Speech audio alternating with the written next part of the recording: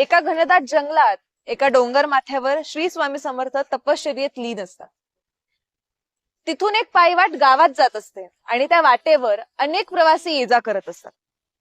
स्वामी जरी ध्यानात असले तरी त्यांच्या करुणमय नजरेतनं कुणीही वाचत नाही. जेव्हा कुणी त्या वाटेवरनं जायचं तेव्हा स्वामी त्यांच्या अंगावर मौल्यवान रत्न, सोन्याचे तुकडे, प्रसन्न आशीर्वाद स्वरूपात काही ना काहीतरी टाकतात. वाटसरू ती रत्न उचलतात, ती विकतात आणि काही काळात श्रीमंत होतात. सुख, समृद्धी, आनंद ह्या सगळ्यांनी भरलेलं आयुष्य अनुभवतात. पण कुणीही हा विचार करत नाही की हे रत्न दिलंय कुणी, हे रत्न आहे कोणाचं, किंवा हे रत्न इथे कसं आलं, हा अदृश्य देणारा नेमका कोण आहे. सर्वजण त्या सुखात इतके गुंतून जातात की त्यांना त्या अज्ञात कृपेचा विसर पडतो. त्यांना फक्त एवढंच लक्षात असतं की रत्न आपल्याला भेटलं की ते घ्यायचं, त्याला विकायचं आणि श्रीमंत व्हायचं. परंतु काही काळानंतर स्वामी त्या रस्त्यावरनं येणाऱ्यांवर दगड फेकतात. काहींना लागतातही. आणि आश्चर्य म्हणजे ह्या वेळेस सर्वजण चिडतात, भांडण्याच्या मूड मध्ये येतात आणि त्या गुहेपर्यंत जाऊन पोहोचतात.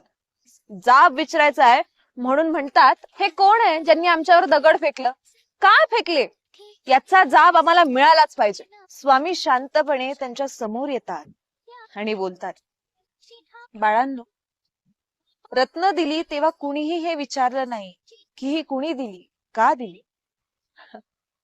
पण थोडस दुःख दिलं तर लगेच देवाचा शोध घ्यायला लागलात. सुखात असाल तरी मला विसरू नका, कारण तुम्हाला जी ती रत्न मिळाली ती रत्न देणारा पण मीच होतो. पण माणूस बहुतेक वेळा दुःखातच देवाच्या जवळ येतो. माझा हेतू तुम्हाला दुखवायचा नव्हताच, तर तुम्हाला जाग करायचा होता. म्हणूनच सांगतो, सुख असो किंवा दुःख, ईश्वर चिंतन थांबवू नका.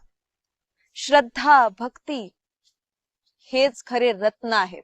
तेव्हापासून तिथे येणारा प्रवासी तिथे थांबून स्वामींचं दर्शन घेऊ लागला.